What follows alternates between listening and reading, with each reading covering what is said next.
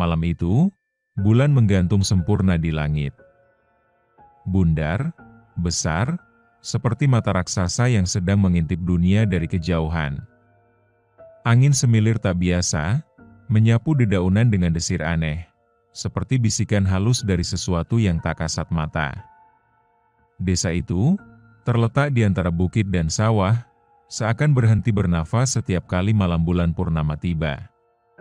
Kalau bulan purnama, jangan pernah keluar dan jangan menatap bulan terlalu lama, begitu kata Mbah Sarmi, satu-satunya orang tua yang masih hidup sejak tragedi 40 tahun lalu.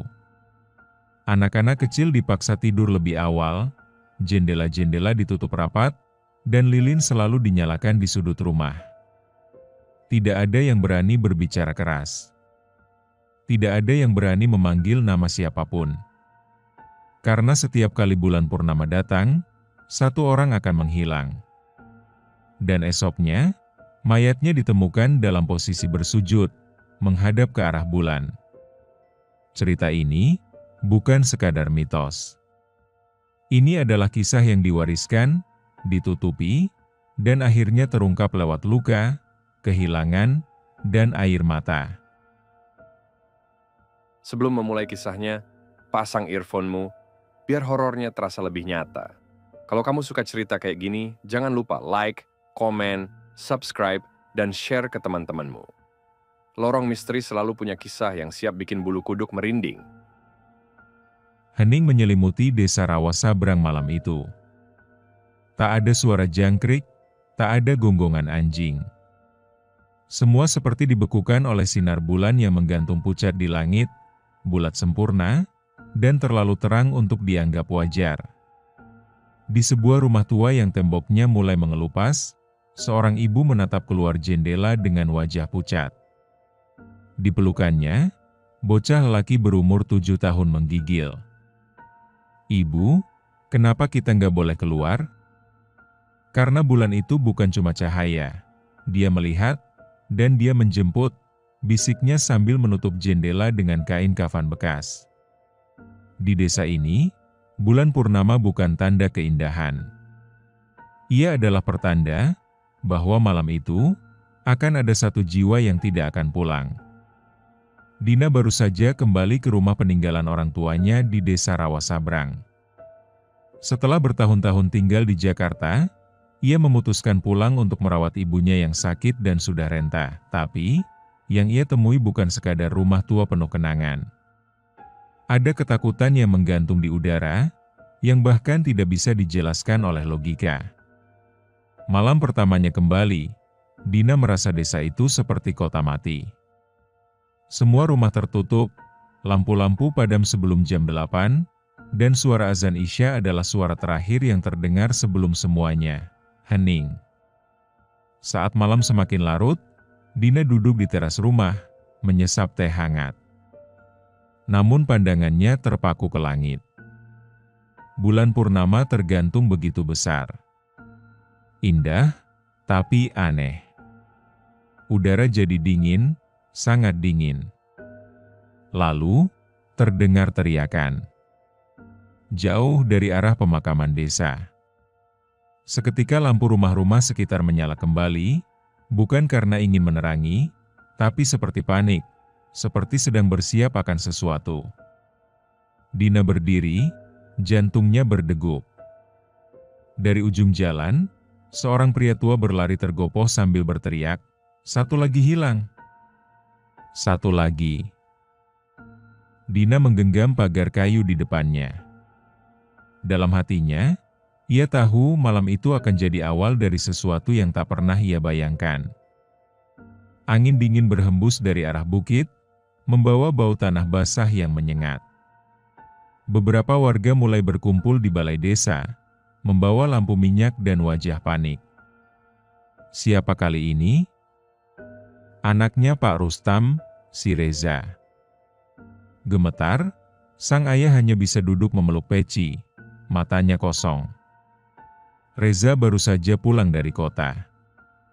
Dia satu-satunya yang berani keluar rumah malam ini, hanya untuk melihat bulan dari dekat, katanya. Dan sekarang, dia hilang, tepat seperti yang selalu terjadi setiap purnama. Dina ikut berkumpul di balai desa, meski hatinya penuh tanya. Ia belum tahu bahwa kejadian seperti ini sudah jadi ritual tak tertulis di desanya. Setiap bulan purnama, satu korban. Pak Rustam, ayah Reza, tak henti meracau, dia cuma mau foto bulan, bukan cari masalah. Beberapa warga mulai membentuk kelompok pencarian. Tapi tak ada yang benar-benar ingin menemukannya. Mereka lebih takut jika harus melihat apa yang tersisa dari Reza. Malam itu, seisi desa menyusuri sawah dan pinggiran hutan. Tapi jejak Reza hanya berhenti di satu titik, di pinggir sumur tua dekat pemakaman. Dan di sana, hanya satu hal yang tertinggal.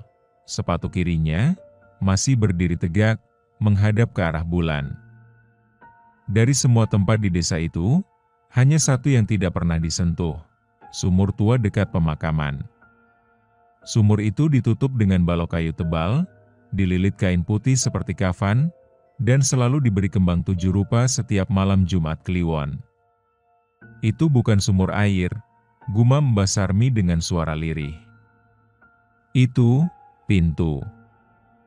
Dan malam itu, saat mereka menemukan sepatu Reza di sana, bau amis yang kuat keluar dari celah kayu penutupnya. Seolah sumur itu baru saja menyantap sesuatu. Warga desa mulai berbisik, menatap sumur itu dengan ngeri, tapi tak ada yang berani menyentuhnya. Bahkan saat sepatu Reza ditemukan tepat di sampingnya, mereka hanya berdiri. Diam. Tak ada satupun yang melangkah lebih dekat. Dina mencoba mendekat, tapi tangannya ditarik oleh seorang lelaki muda, Darto, keponakan kepala desa. Jangan. Udah banyak yang hilang gara-gara nyoba buka itu. Sekali kamu lihat ke dalam, kamu ikut masuk. Dina mengernyit. Masuk kemana? Darto tak menjawab. Matanya memandangi langit malam yang diselimuti awan tipis. Pokoknya, jangan buka sumur itu saat bulan masih utuh di atas kepala. Malam itu, seluruh desa kembali sunyi. Tapi bagi Dina, rasa penasaran sudah menyalakan api kecil di hatinya. Ia mulai sadar, semua ini bukan hanya tentang satu korban. Ini tentang sesuatu yang sudah dikubur dan sedang menunggu untuk bangkit kembali. Tahun 1978. Malam bulan purnama di desa Rawasabrang jauh lebih gelap dari malam-malam biasa. Tapi bukan karena bulan tak bersinar. Melainkan karena malam itu, darah pertama tumpah ke dalam sumur. Kamu tega, Mas? Demi kekuasaan, kamu korbankan adikmu sendiri? Seorang wanita muda berdiri di depan sumur, menatap seorang pria bersorban hitam dengan mata basah. Ini bukan pengorbanan, jawabnya datar, ini perjanjian. Dan dari malam itulah, setiap purnama, perjanjian itu menagih bayaran. Dina menemukan buku harian lusuh di dalam lemari kayu milik almarhum ayahnya.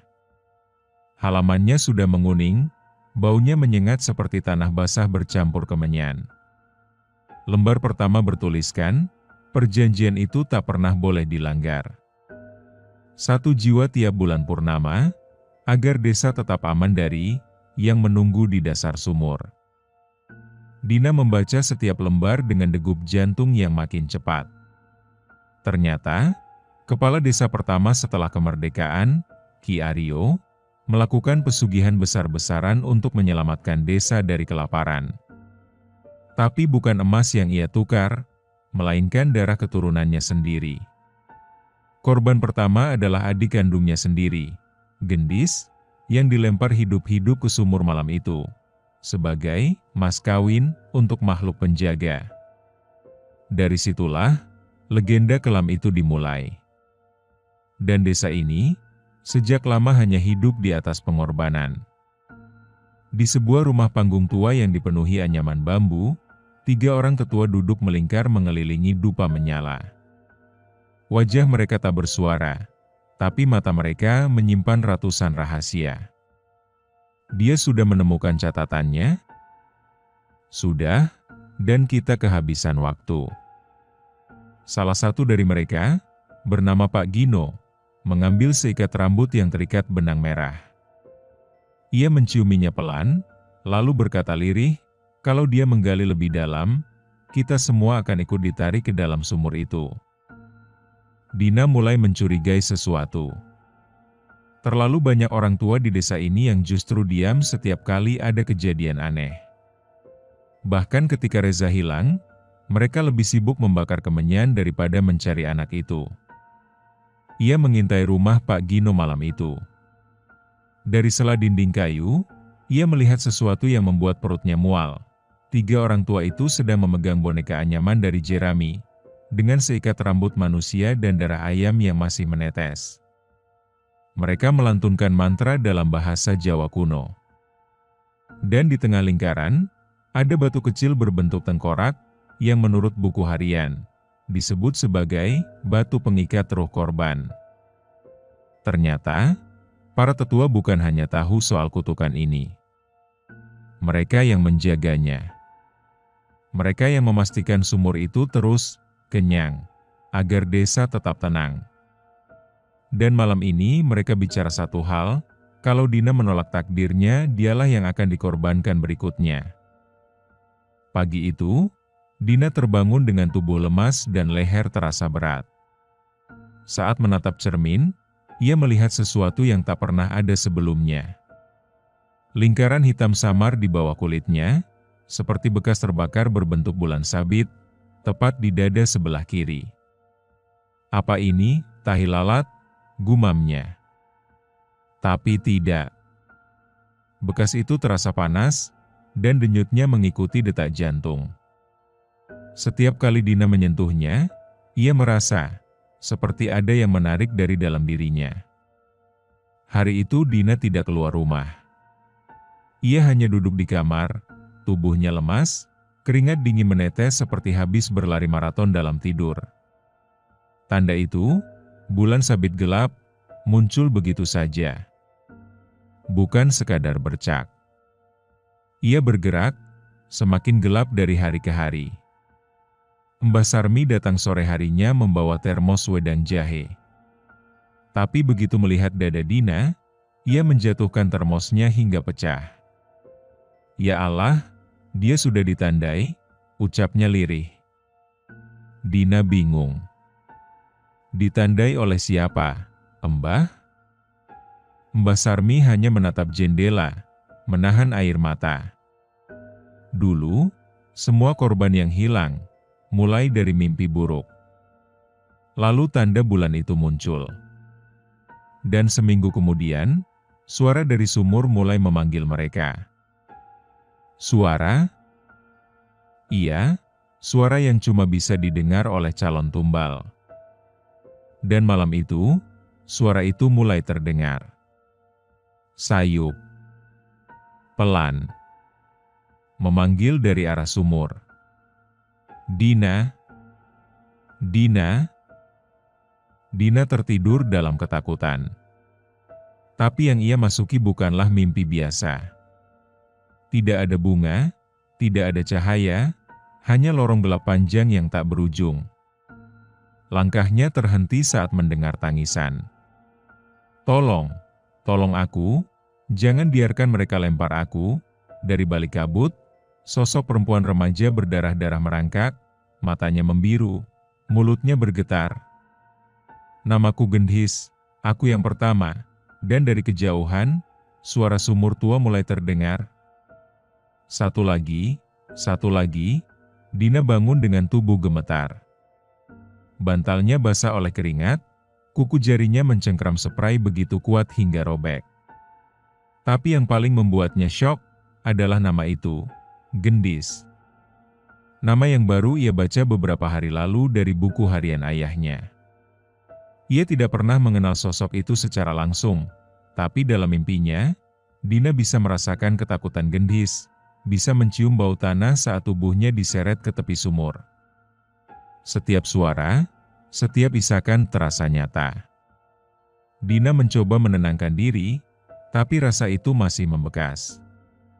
Ia mulai bertanya-tanya, apakah mimpi itu bukan berasal dari pikirannya sendiri? Malam kedua, mimpinya berlanjut. Tapi kali ini, ia melihat Reza, berdiri di samping sumur dengan mata kosong. Lari, Dina. Jangan ikuti aku, mereka akan bawa kamu juga. Dan dari belakang Reza, muncul bayangan tinggi besar, tubuhnya ditutupi rambut hitam panjang, matanya merah. Makhluk penjaga sumur. Dalam mimpinya malam itu, Dina tidak hanya melihat makhluk itu, tapi mengikutinya. Ia berjalan di lorong sempit, penuh ceceran darah dan tumpukan kain kafan basah. Di ujung lorong itu, makhluk tinggi besar duduk membelakangi, menggoyang-goyangkan tubuhnya pelan, seolah menggumam lagu Nina Bobo. "Siapa kamu?" bisik Dina. Makhluk itu perlahan menoleh, dan wajahnya membuat jantung Dina nyaris berhenti. Itu wajah manusia. Wajah yang sangat mirip dengan ayahnya. Dina terbangun dengan jeritan tertahan, mulutnya kering, dan tubuhnya menggigil hebat. Ia tidak tahu lagi mana mimpi, mana kenyataan. Tapi satu hal pasti, makhluk itu bukan sosok asing. Ia membuka kembali buku harian ayahnya. Di bagian paling belakang, ada halaman yang nyaris terhapus air, tapi masih bisa dibaca. "Jika suatu hari aku tidak kembali, jangan cari aku di tanah. Carilah aku di dalam perjanjian yang aku buat sendiri." Dia sudah bukan aku lagi. Dina tercengang. Ayahnya, yang katanya meninggal karena kecelakaan, tidak pernah dimakamkan di desa ini. Jenazahnya tak pernah ditemukan. Hanya mobilnya saja, terbalik di pinggir jurang, tanpa tubuh di dalamnya. "Jangan-jangan," bisik Dina. Apa mungkin ayahnya bukan menghilang, tapi menjadi sesuatu? Menjadi bagian dari perjanjian. Bagian dari penjaga itu sendiri? Dina terdiam. Karena jika benar, maka ia bukan hanya harus selamat dari kutukan ini. Ia harus menghadapi ayahnya sendiri. Angin malam berhembus lebih dingin dari biasanya. Lilin yang menyala di kamar Dina tiba-tiba padam, padahal tidak ada jendela yang terbuka. Dalam gelap, suara berat memanggil lirih. "Dina," suara itu familiar. Dalam, berat, dan penuh getaran emosi. "Siapa? Siapa itu?" Dari bayangan sudut kamar, muncul siluet tubuh seorang pria. Langkahnya pelan, wajahnya samar, tapi mata itu tidak berubah sejak terakhir kali Dina melihatnya saat kecil. "Aku, ayahmu." Dina gemetar. Antara ingin berlari dan tetap berdiri. Sosok itu menatapnya lama, penuh kesedihan, namun dingin. Matanya merah samar, tubuhnya dibalut kain hitam beraroma tanah basah. "Bagaimana mungkin?" "Ayah? Ayah sudah mati," teriak Dina lirih. Sosok itu mendekat, tidak menginjak tanah, melayang. "Ayah tidak mati, Dina. Ayah ditarik. Karena ayah melanggar kesepakatan." Air mata Dina mengalir.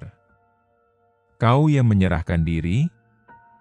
Ayah mencoba menghentikan kutukan ini 20 tahun lalu. Tapi yang menolak bukan makhluk itu, tapi manusia. Tetua desa. Mereka lebih memilih kehilangan 1 jiwa tiap bulan, daripada kehilangan kekuasaan. Dina menangis. Tiba-tiba semua dendam, pertanyaan, dan luka hatinya kembali. Ia tidak tahu bahwa ayahnya mencoba menyelamatkan semuanya dengan cara yang salah. "Dina, dengarkan, malam purnama berikutnya, kamu yang akan dipanggil."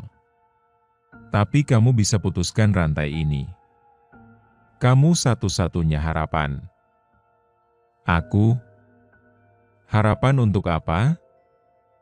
Untuk menenggelamkan sumur itu, bersama semua rahasia di dalamnya. Langit mendung di siang hari seperti pertanda buruk. Meski belum malam, angin sudah membawa aroma kemenyan dan bunga melati basi. Dina duduk sendirian di samping sumur tua. Tangannya gemetar, menggenggam sebotol minyak dan korek api. Kalau aku bakar ini, apa yang akan terjadi? Suara dalam benaknya menjawab, lirih, kebenaran akan muncul. Tapi tidak semua orang ingin melihatnya. Di belakangnya, para tetua desa mulai berkumpul, diam-diam, dalam barisan bayangan. Sore itu, Dina berdiri di depan sumur yang sudah beberapa malam memanggil namanya. Suara-suara dari dasar lubang seolah tahu setiap pikirannya, menyusup pelan dan menusuk batinnya. Ayahnya muncul kembali dalam bayangan kabut, hanya menatap dari kejauhan. Tak bisa masuk ke dunia nyata lebih lama dari 10 detik. Tapi cukup untuk menyampaikan satu pesan terakhir. Kalau kau bakar sumur ini, akan ada jiwa-jiwa yang ikut terbakar. Tapi, tidak akan ada korban lagi setelahnya. Dina ragu. Ia tahu, sumur ini bukan hanya lubang, tapi pintu. Dan kuncinya bukan besi atau rantai, tapi pengorbanan. Saat ia menuangkan minyak ke bibir sumur, Pak Gino tiba-tiba muncul, diikuti 2 tetua lainnya. Berhenti, Dina. Kalau kau musnahkan sumur itu, seluruh desa ini akan hancur. Lebih baik desa ini hancur, daripada terus memberi makan darah orang yang tak bersalah, jawabnya dengan mata basah. Salah satu dari mereka mencabut keris pusaka dari sabuknya. Kalau kamu lebih memilih jadi pahlawan, maka kamu harus mati sebagai tumbal pertama yang melawan. Dina berdiri. Korek api sudah di tangannya. Dan dalam detik-detik itu, ia tahu, semua yang ia lakukan akan mengubah segalanya. Malam itu, langit terang benderang. Bulan purnama menggantung tanpa awan. Tapi cahaya yang turun ke tanah bukan lagi cahaya suci, melainkan cahaya dingin yang membangunkan kemarahan. Dari sumur tua, asap putih mengepul. Wangi bunga melati berubah jadi bau daging busuk. Suara tangisan terdengar, lalu jeritan, lalu tawa kecil penuh dendam. Kami tidak tidur lagi. Kami di sini, langkah kaki telanjang terdengar dari segala arah. Mereka datang, arwah para tumbal. Begitu jarum jam menunjuk pukul 12 malam, bumi di sekitar sumur bergetar pelan. Tanah basah retak seperti kulit tua yang mulai mengelupas. Angin menggila, seakan desa itu jadi pusat putaran dunia. Dina menyalakan api. Tapi sebelum ia menjatuhkan korek ke dalam sumur, suara jeritan menghentikannya. Bukan jeritan satu orang, tapi banyak. Bertumpuk. Bertahun-tahun disimpan. Bertahun-tahun dibungkam. Dari dalam sumur, tubuh-tubuh mulai muncul satu persatu. Bukan dalam wujud menyeramkan, tapi seperti manusia yang sedang mencari keadilan. Luka mereka masih terbuka. Baju mereka masih berlumur tanah. Reza. Gendis. Seorang ibu dengan bayinya yang masih berlumur darah. Seorang bocah dengan leher memar. Mereka semua berdiri mengelilingi sumur, menghadap para tetua desa yang kini mulai gemetar. Dina menatap mereka satu persatu. Jika kalian benar-benar ingin bebas, bantu aku memutus rantai ini malam ini juga. Para arwah itu tidak bicara. Tapi mereka perlahan berjalan mendekati para tetua. Tak menyentuh. Hanya berdiri. Menatap. dan para tetua, satu persatu roboh. Seperti jantung mereka berhenti bukan karena serangan, tapi karena rasa bersalah yang dibangkitkan. Malam itu, tak ada korban baru. Tapi sumur belum tertutup. Dan bulan belum sepenuhnya lewat. Langit mulai gelap meski bulan masih menggantung. Hembusan angin terasa berat. Para arwah telah muncul, tapi belum pergi. Mereka menatap Dina, seakan menunggu keputusan. Kalau sumur ini ditutup, siapa yang akan menjaga sisi dalamnya? Suara ayah Dina bergema, kali ini lebih jelas, lebih dekat. Wajahnya tak lagi menyeramkan, tapi justru penuh iba. Setiap pintu butuh penjaga.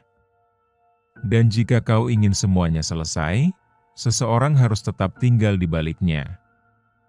Malam itu, pilihan Dina hanya dua, hidup di dunia yang tenang, atau mengakhiri teror dengan menyerahkan dirinya. Dina berdiri di bibir sumur, tubuhnya dikelilingi cahaya bulan dan bayangan para roh yang tak lagi marah, tapi menunggu. Mereka tahu, sumur tak bisa dibiarkan kosong. Pintu ini, jika dibiarkan terbuka, akan kembali menelan jiwa tak bersalah. Ayahnya mendekat, bayangan samar yang mulai pudar. Kalau kamu masuk, kamu akan menjaga mereka. Jiwa-jiwa itu akan tenang. Desa akan bebas. Tapi kamu tidak akan kembali, Dina. Dina menatap api kecil di tangannya. Lalu memandang wajah-wajah yang selama ini tak pernah dapat keadilan. Gendis. Reza. Seorang ibu dan bayi. Bocah kecil. Semua menunggu jawaban. Air mata Dina menetes, tapi senyumnya justru menguat. Aku tidak bisa hidup tenang kalau masih ada yang terkurung di sini. Ia berlutut, menulis sesuatu di tanah dengan jarinya. Jangan biarkan desa ini lupa bahwa kedamaian harus diperjuangkan, bukan dikorbankan. Lalu, dengan langkah pelan, Dina masuk ke sumur. Tak ada jeritan. Tak ada suara. Hanya kilatan cahaya putih, lalu hening. Malam itu, sumur tua menutup sendiri. Batu-batu di atasnya menyatu, dan tanahnya tak pernah retak lagi. Dan untuk pertama kalinya dalam puluhan tahun, Desa Rawasabrang melewati malam bulan purnama tanpa kehilangan satu jiwa pun. Fajar menyentuh tanah Desa Rawasabrang dengan warna jingga lembut. Untuk pertama kalinya, ayam berkokok tanpa disusul suara tangisan keluarga korban. Di depan sumur yang kini tertutup rapat oleh batu dan akar pohon, warga berdiri dalam diam. Tak ada ritual. Tak ada dupa. Hanya satu batu nisan kecil, untuk Dina. Yang memilih tinggal, agar yang lain bisa pulang. Semua menunduk. Tidak ada yang bicara. Karena hari itu, adalah hari di mana keheningan menjadi bentuk penghormatan. Hari-hari setelah pengorbanan Dina berjalan pelan. Para tetua yang tersisa memilih diam, tak lagi bicara soal leluhur, tak lagi membakar kemenyan, tak lagi menyebut keseimbangan. Warga mulai menjalani hidup tanpa rasa takut. Anak-anak bisa keluar malam, suara tawa terdengar lagi di ganggang sempit, dan lampu rumah tak harus dimatikan jam 8. Tapi tetap, sumur tua itu tak pernah didekati. Meski kini tak lagi mengerikan, ia telah menjadi simbol. Bukan hanya tempat kematian, tapi juga keberanian. Mbah Sarmi membuat sebuah tugu kecil di samping sumur. Ia menanam bunga melati di sekelilingnya. Di bawah batu nisan yang ditulis tangan, ia mengubur buku harian ayah Dina. Biar yang datang nanti tahu bahwa kedamaian bukan warisan, tapi hasil pengorbanan. Dan setiap malam bulan purnama, warga desa meletakkan lilin putih di jendela rumah mereka. Bukan karena takut, tapi untuk mengingat bahwa ada seorang perempuan yang memilih tinggal, agar tidak ada lagi yang harus pergi. 20 tahun berlalu. Desa Rawasabrang tak lagi diselimuti ketakutan. Tapi di sudut halaman sumur yang telah ditumbuhi rerumputan liar, masih berdiri satu batu nisan kecil tanpa foto. Seorang anak laki-laki berumur 7 tahun menggenggam tangan neneknya. Ia menunjuk tugu itu dengan polos. "Nek, itu kuburan siapa?" Sang nenek menunduk, mengusap rambut cucunya, lalu berkata dengan suara gemetar, "Itu kuburan orang yang menyelamatkan desa ini, saat semua orang hanya bisa diam." Nama Dina mulai jarang disebut. Generasi baru di desa hanya tahu secuil cerita. Tak ada foto, tak ada rekaman, tak ada nisan megah, hanya kisah yang diwariskan pelan-pelan dari mulut ke mulut, seperti dongeng sebelum tidur. Namun ada satu anak bernama Jalu, cucu dari Darto, lelaki muda yang dulu membantu Dina menyelidiki rahasia sumur. Jalu tumbuh dengan rasa ingin tahu yang besar. Dan setiap malam bulan purnama, ia selalu duduk di depan jendela, menyalakan lilin kecil, dan bertanya dalam hati, apa dia masih ada di sana? Suatu malam, Jalu bermimpi. Ia berjalan menyusuri hutan kecil di belakang desa. Di sana, ia melihat seorang perempuan muda duduk di bawah pohon melati yang berbunga. Wajahnya hangat, senyumnya tenang. "Namamu Jalu?" "Ya," katanya. "Iya, kamu siapa?" "Aku cuma penjaga." "Tapi jangan takut, Jalu. Selama kamu ingat, aku tidak pernah benar-benar hilang." Ketika Jalu bangun, ia tak merasa takut. Justru damai. Dan di bawah bantalnya, ada kelopak melati putih yang semalam tidak ada di kamar. Malam bulan purnama kembali datang, tapi desa Rawasabrang tetap tenang. Tak ada suara tangis, tak ada jeritan, tak ada bau dupa menyengat. Hanya satu cahaya lilin di setiap jendela. Dan di antara cahaya-cahaya itu, seorang anak kecil tersenyum, lalu menutup jendela sambil berbisik, "Selamat tidur, Kak Dina," karena meski tubuhnya hilang, jiwanya tetap berjalan di tanah desa ini. Menjaga, mengingatkan, membimbing, diam-diam. Setelah mimpi tentang Dina, Jalu mulai sering bermimpi yang sama. Ia melihat hutan, bunga melati, dan langit malam yang bersih. Dalam setiap mimpi itu, Dina selalu berkata hal yang sama, "Jangan biarkan yang jahat tumbuh dari ketakutan, tapi tanam keberanian dari kebenaran." Anehnya, setelah mimpi itu, beberapa kejadian kecil mulai terjadi. Seekor ular yang biasa berdiam di bawah ranjang Pak Gino, anak dari salah satu mantan tetua, menghilang. Tumbuhan di sekitar sumur mulai berbunga. Dan seorang ibu yang sempat kerasukan saat menginjak tanah dekat sumur, sembuh tanpa ritual apapun. Desa berubah. Tapi bukan karena keajaiban, melainkan karena satu energi baik yang terus menjaga mereka. Tak terlihat, tak terdengar, hanya terasa. Dina tak lagi menjadi korban. Ia menjadi wujud baru dari pelindung desa. Dan setiap kali anak-anak bertanya, "Siapa dia?" para orang tua hanya menjawab sambil tersenyum, "Dia penjaga sunyi, yang hidup karena berani mati." Dan pulang, bukan untuk dikenang, tapi untuk menjagamu. Tahun 2024. Sebuah mobil jeep hitam berdebu masuk ke desa Rawasabrang. Platnya dari Jakarta. Turun seorang pria muda berkacamata, membawa kamera dan buku catatan. "Saya Dika, jurnalis independen. Mau bikin dokumenter soal desa-desa mistis."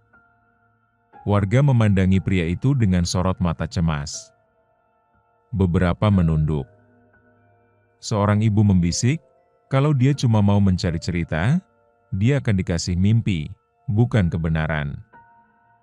Dan malam itu, Dika tidur di rumah kosong dekat sumur. Dika bukan jurnalis biasa. Ia skeptis, logis, dan percaya bahwa semua kisah horor punya penjelasan rasional. Ia tak percaya penunggu, kutukan, atau arwah gentayangan. Ia memulai dengan merekam tugu kecil di dekat sumur. Mewawancarai beberapa warga. Tapi yang ia dapat hanya jawaban pendek dan pandangan kosong. Sampai malam pertama, Dika tidur di rumah tua peninggalan almarhum Pak Gino. Ia menganggapnya sebagai pos utama untuk merekam suasana. Tapi sekitar pukul 2 pagi, kameranya menyala sendiri. Dalam video yang terekam, terlihat bayangan seorang perempuan berdiri di ambang pintu. Rambutnya panjang, gaun putihnya lusuh, dan matanya basah, seperti memohon. Dika terbangun karena kedinginan. Ia melihat pintu depan terbuka, dan di depannya, sehelai bunga melati yang masih segar tergeletak di lantai. Pagi harinya, Dika memutar ulang video. Ia mengira itu efek pencahayaan atau halusinasi. Tapi suara terakhir di video membuatnya menggigil. Kalau kamu cuma ingin menulis, pulanglah. Tapi kalau kamu ingin tahu, kamu harus berani melihat apa yang orang sini lindungi. Pagi itu, Dika duduk di depan sumur tua dengan kamera tergantung di lehernya. Ia menatap dalam, mencoba meyakinkan dirinya bahwa semua yang ia alami hanyalah sisa dari kelelahan dan sugesti. Aku akan buka segelnya. Cuma sedikit, cuma buat dokumentasi. Tapi dari kejauhan, seorang anak kecil berteriak, "Jangan Om. Kak Dina marah nanti." Dika terdiam. Itu nama yang belum pernah ia sebut ke siapapun. Dika berdiri, tangannya gemetar. Ia mencoba tertawa kecil, pura-pura tenang di depan warga yang mulai keluar rumah. Tapi dalam hatinya, sesuatu mulai retak. Ia mencoba membuka batu penutup sumur, meski hanya sebagian. Baru saja disentuh, hembusan angin keras keluar dari lubang tanah itu. Kamera di lehernya bergetar, merekam sendiri. Layarnya berkedip, lalu gelap. Tiba-tiba, semua jadi hening. Burung berhenti berkicau. Daun tak bergerak. Dan waktu, seperti berhenti. Dari balik semak di dekat sumur, sosok wanita berjalan pelan. Gaun putih panjangnya melambai, matanya teduh, tapi menyimpan luka. Dina. Dia berdiri tepat di depan Dika. Wajahnya tidak menyeramkan, justru damai. Tapi tubuh Dika tak mampu bergerak. "Kenapa kamu datang kalau kamu tidak percaya?" bisiknya. Dika menangis. Bukan karena takut, tapi karena baru sadar, yang berdiri di depannya bukan hantu, tapi kisah yang tak pernah diberi kesempatan untuk dimengerti. Layar kameranya menyala kembali, tapi menampilkan satu kalimat, "Kebenaran di desa ini tidak untuk dijual, tapi untuk dihargai." Dika jatuh bersimpuh. Malam itu, ia mengemas semua perlengkapan, menghapus semua rekaman, lalu pulang. Bukan karena takut, tapi karena sadar, tak semua cerita harus dibuktikan. Beberapa cukup dipercaya. Jakarta, 3 bulan setelah perjalanan ke Rawasabrang. Dika duduk sendiri di meja kayu kecil di kamar kontrakannya. Di depannya, satu naskah usang dengan judul sederhana, "Dina, penjaga yang tak terlihat." Ia menghela napas panjang. Tangannya gemetar saat menulis kalimat penutup, "Saya tidak pernah bertemu hantu, saya bertemu jiwa yang memilih tinggal agar kita bisa pulang. Dan air mata mengalir diam-diam. Dika menerbitkan bukunya secara mandiri. Tanpa sponsor, tanpa sensasi, tanpa cover mengerikan. Hanya warna putih, gambar siluet seorang perempuan berdiri di depan sumur dengan bulan di belakangnya. Banyak yang mengira ini novel fiksi. Beberapa menyebutnya cerita urban legend. Tapi yang membaca dengan hati akan tahu ini bukan sekadar kisah. Buku itu pelan-pelan menyebar.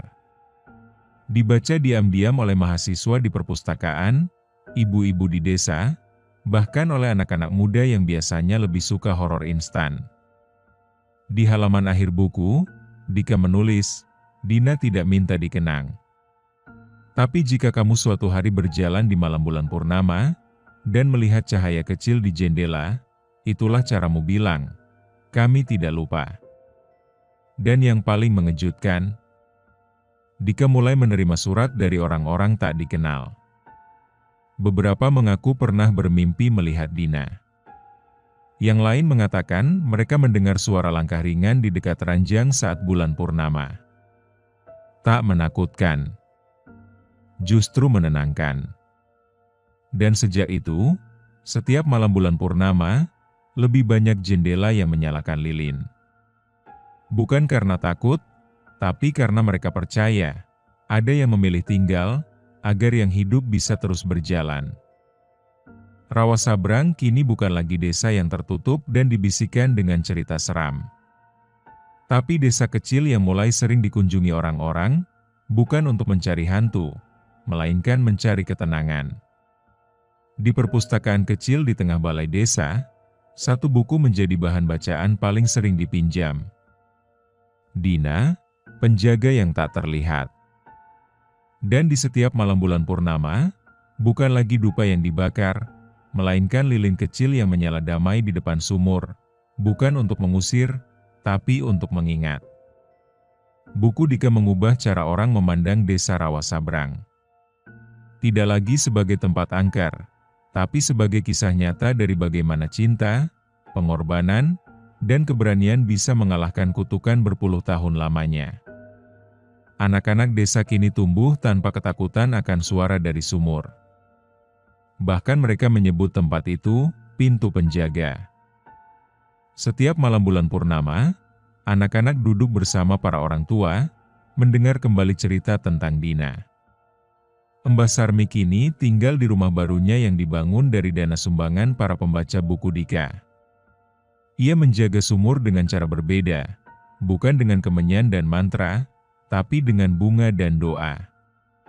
Di luar desa, buku Dina mulai diajarkan di beberapa kelas menulis dan sastra sebagai contoh bagaimana cerita lokal bisa menyentuh jiwa universal. Dan Dika, yang dulu skeptis, kini rutin kembali ke Rawasabrang setiap tahun. Bukan sebagai jurnalis, tapi sebagai keluarga. Ia duduk di depan sumur, menyalakan lilin, dan berbisik, "Dina, kisahmu sudah didengar. Dan tidak akan dilupakan." Malam itu, dari dalam pohon melati yang tumbuh di tepi sumur, angin berbisik pelan, seolah membalas dengan tenang, "Terima kasih karena kalian memilih mendengar, bukan menaklukkan." Malam itu, bulan purnama bersinar sempurna. Desa Rawasabrang sunyi, tapi bukan karena takut. Justru karena semua sedang duduk diam, mengenang. Di balai desa, seorang anak kecil membaca dengan suara keras, halaman terakhir dari buku milik Dika. Ia bukan ingin dikenang sebagai korban, tapi sebagai seseorang yang berani mencintai orang-orang yang bahkan tak mengenalnya. Dan semua yang mendengar, menunduk. Ada yang menitikkan air mata. Ada yang tersenyum. Dan di langit, selembar kelopak melati jatuh, melayang pelan ke bumi. Dina bukan lagi sekadar nama di batu tak bernisan. Ia telah menjadi bagian dari denyut desa. Ia hidup di dalam cara orang tua mendidik anak mereka. Ia hidup di dalam lagu Nina Bobo, di dalam cerita api unggun, dan di dalam cahaya lilin yang menyala setiap malam bulan penuh. Tak ada yang benar-benar tahu di mana arwahnya kini berdiam. Tapi tak seorang pun juga merasa perlu mencari. Karena Dina sudah hadir dalam cara mereka menjalani hidup, tidak lagi takut pada gelap, tapi berani menyalakan cahaya. Di halaman belakang balai desa, Dika membangun sebuah tugu kayu kecil.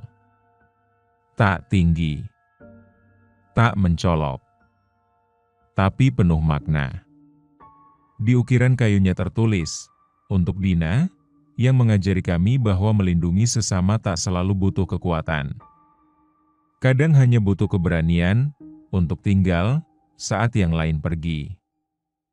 Dan setiap orang yang datang ke Rawasabrang kini tahu, cerita ini bukan tentang hantu, bukan tentang sumur, tapi tentang seorang manusia yang memilih menjadi penjaga. Bukan karena harus, tapi karena mencintai. Pesan moralnya adalah, arwah dalam cerita ini tak datang untuk menakut-nakuti. Mereka hadir karena luka, karena janji yang dilanggar, dan karena mereka dilupakan. Sama seperti manusia hidup, mereka hanya ingin suaranya didengar, dan kisahnya dihargai.